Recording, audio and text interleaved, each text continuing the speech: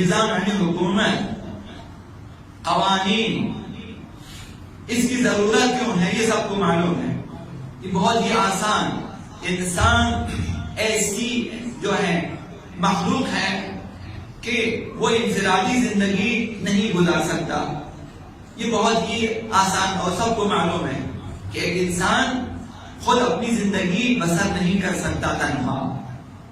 کہ آپ جائیں پہاڑوں پہ اور ایک غار میں بیٹھیں اور آپ اپنی زندگی بسر کریں، نہیں کر سکتے. نہ آپ پڑھ سکیں گے، نہ آپ لکھ سکیں گے، نہ آپ کامیاب زندگی بسر کر سکتے ہیں. حتیٰ کہ آپ جو ہے بغیر شادی کے گزاریں تو آپ وہیں پہ چند سالوں میں یا مثلا چند دنوں میں آپ فنا ہو جائیں گے، ختم. آپ کی زندگی کوئی محاسب نہیں. انسان تنہا زندگی نہیں بسر کر سکتا. انسان کو دوسروں کی ضرورت ہوتی ہے. انسان کو ترقی کے لیے، انسان کو تعمیر کے لیے، انسان کو اپنی تربیت کے لیے اجتماعی زندگی ناگزیر ہے. اس کے بغیر وہ زندگی بسر کر ہی نہیں سکتا. یہاں معاشرہ وجود میں، اجتماعی زندگی ضروری ہے تاکہ ایک دوسرے کی مدد سے آگے بڑھیں. یہ سب کو پتا ہے. یہاں ہم میں سے ہر کوئی دوسرے کی مدد کرتا ہے. ہمارے لیے کوئی روٹی بنا رہا ہوتا ہے، ہمارے لیے کوئی ہاسپٹل بنا رہا ہوتا ہے، ہمارے لیے کچھ ڈاکٹر بیٹھے ہوتے ہیں، ہمارے لیے کچھ انجینئر بیٹھے ہوئے ہوتے ہیں، ہمارے لیے کچھ جو ہیں گاڑیاں لے کے بیٹھے ہوتے ہیں. ہمارے بہت سارے لوگ ہمارے انتظار بیٹھے ہیں تاکہ ہماری زندگی آگے بڑھے. آپ کسی کی گاڑی میں بیٹھیں گے، آپ کہیں جائیں گے، آپ کسی ڈاکٹر کے پاس جائیں گے، اپنا علاج کرائیں گے، کسی دکان میں جائیں گے، اپنے لیے لباس خرید، کہیں جائیں گے آپ روٹی خریدیں گے. یہ سب آپ کے لیے کام کرتے ہیں. اسی طرح آپ بھی کسی کے لیے کچھ کام انجام دے دیتے ہیں. یہ اجتماعی زندگی ہے. انفرادی زندگی ناممکن ہے انسان کے لیے کہ خود اپنے لیے لباس بھی تیار کر سکے، خود اپنے لیے کھانا بھی تیار کر سکے، خود پڑھ سکے، خود لکھ سکے، خود اپنے آپ کو کامیاب بنا سکے. اور یہ ناممکن ہے کہ انسان اپنے لیے سارے امور انجام نہیں دے سکتا.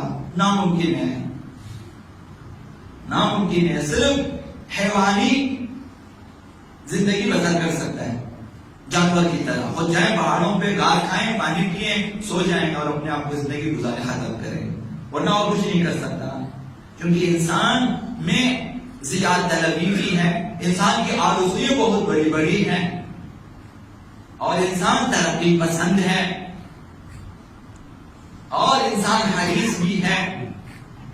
لہذا انسان کی آرزویں اور ضرورتیں، نیاز مندیاں اس قدر ہیں کہ اسے اجتماعی زندگی گزارنا ضروری ہے، لازمی ہے. اس کے بغیر کوئی بھی انسان آگے نہیں بڑھ سکتا سوائے اس کے کہ وہ حیوانی زندگی گزارے.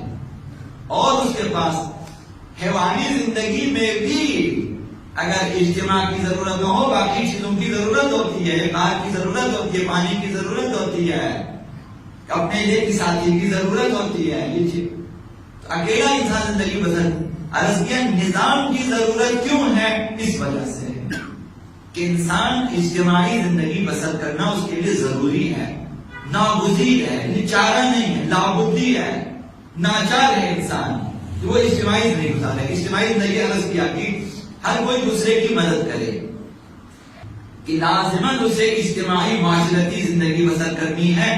تو اب ہر انسان کے اندر ایک حرص بھی ہے، زیادہ طلبی بھی ہے. سب چاہتے ہیں کہ مجھے زیادہ ملے، میری تنخواہ زیادہ ہو، مجھے جو ہے اور سب سے زیادہ اچھی چیزیں مجھے ملیں. اور ہر چیز میں یہی ہے. یہ حتیٰ انحصار طلبی بھی ہے، مجھے ملے اسے نہ ملے، یہ بھی انسان کے اندر موجود ہے. اور جب انسان کے پاس حرص بھی ہو، ہوس بھی ہو، زیادہ طلبی بھی ہو، اور اس کے ساتھ اگر انسان کو خدا نے اختیار بھی دیا ہے کہ وہ اپنی مرضی سے انتخاب کر سکتا ہے، لے سکتا ہے، اس کے ساتھ اگر توانائی بھی ہو، طاقت بھی ہو انسان کے پاس، تو یہ انسان تجاوز کرتا ہے. معاشرے میں اگر قانون نہ ہو، نظام نہ ہو، تو انسان تجاوز کرے گا، دوسرا کا حق اٹھا لے گا. جہاں دیکھو کسی مملکت میں قانون کمزور ہو جائے تو وہاں پہ جو ہے امیر اور طاقتور غریب اور کمزور کے حقوق کو پائمال کر دیتے ہیں، لے لیتا اپنے لیے. یہ نظام نہ ہونے، اگر نظام نافذ ہو جائے کوئی کسی کا حق نہیں لے گا. جب نظام نہیں ہے تو جس کی تاکید اس نے چاہے. بعض لوگوں نے جمہوری حکومت کو تسلیم، حتی عمل میں تسلیم کیا. لہذا چونکہ جمہوری حکومت میں ہر چیز جائز ہے، مثلا حکومت نے ابھی آپ نے سنا ہوگا کہ اب صحیح یا غلط مجھے نہیں معلوم، مثلا ملنگوں کو اور ان کو بم پینے کی حکومت نے اجازت دی ہے کہ آپ کا حق ہے کہ آپ بم پی سکتے ہو، مثلا بنا سکتے ہو، غلام گلاب پی بھی سکتے ہو. جنہوں نے اس کو قبول کیا ہوئے کہ حکومت کی طرف سے جائز ہے، مسئلہ ہم بھی پیے. مثلا آپ باقی مثلا انڈیا جائیں کہ وہاں پہ جو ہے لڑکی جو 18 سال، لڑکا نہ معلوم کتنے سال میں، اسے حق حاصل ہے کہ وہ کسی بھی لڑکی کے ساتھ دوستی کرے، اپنے انتخاب پہ لوگ جا سکتے، کورٹ میرج کر سکتے، کسی کو روکنے کی کوئی حق نہیں، ماں باپ کو بھی روکنے کی اجازت نہیں ہے. وہاں آزادی ہے. وہاں 3 مرحلے ہیں.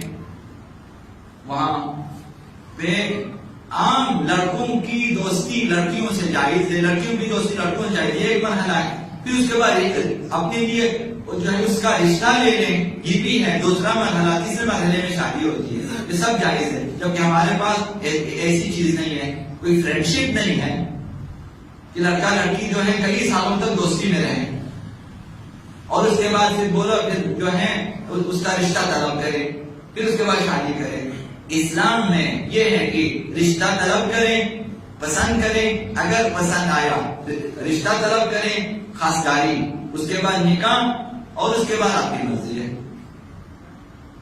تو اگر بعضوں نے جمہوری حکومت کو تسلیم کیا تو اب ہمیں چاہیے کہ ہم اپنے اوپر جو حکومت ہے وہ کون سی حکومت ہے اسے تحقیق کریں اور دیکھیں کہ میرے اوپر نظام ولایت ہے، نظام امامت ہے، میں نے مکتب اہمیت کے نظام کو تسلیم کیا ہے اور میرے اوپر وہی حکمران ہے، لہذا اس کی ساری زندگی سیرت و سنت و تعلیمات اہل بیت اور احکام شریعت کے مطابق زندگی گزرے گی. یہاں اس کا اپنا کوئی اختیار نہیں ہے، ہمیں اختیار نہیں ہے.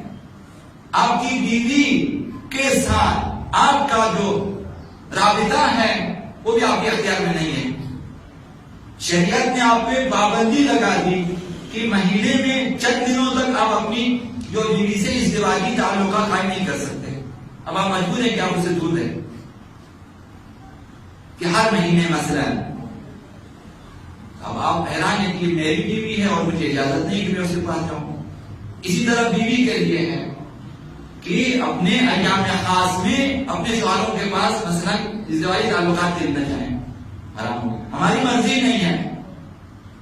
ہم جو ہے احکام ہے شریعت یعنی نظام ولایت کے قوانین کے تابع ہونا چاہیے تاکہ ہماری زندگی خدا پسند اور کامیاب زندگی ہو. تو ہر عمل میں یہی چیز ہوتی ہے. رشتہ دینا ہے، اہل بیت سے پوچھیں گے، شریعت سے پوچھیں گے کہ یہ ایسا شخص ہے، اسے رشتہ دینا مناسب ہے یا نہیں ہے، اسے قبول کرنا چاہیے یا نہیں کرنا چاہیے. تو مہم مسئلہ یہ ہے کہ نظام ضروری ہے، لیکن کون سا نظام ہم نے اپنے لیے انتخاب کیا ہے. بعض لوگوں نے آدھا پونا اہل بیت سے لیا ہے اور آدھا پونا مثلا دوسری جمہوری قوانین کو اپنے لیے اخذ کیا ہے. اب مسلمانوں میں بھی کورٹ میرج شروع ہے. مسلمان لڑکا لڑکی جاتے ہیں کورٹ میرج انجام دیتے، ختم. طلاق میں بھی یہی صورتحال ہے کہ کورٹ میں چلے جاتے ہیں، طلاق لے لیتے ہیں، شادیاں ہو جاتی ہیں. بعض قوانین کو وہاں سے ہم لے لیتے ہیں جو کہ ہمارے لیے جو ہے ایک بلا ہے، ایک مصیبت ہے، ہمارے لیے جائز نہیں ہے. تو عرض کرنا یہ ہے کہ ہمیں یہاں پر آ کر سوچنا چاہیے کہ وہ نظام جو خدا متعال نے ہمارے لیے بنایا وہ نظام ولایت، نظام امامت ہے، اور اسی نظام کو ہم نے اپنے اوپر نافذ کرنا ہے.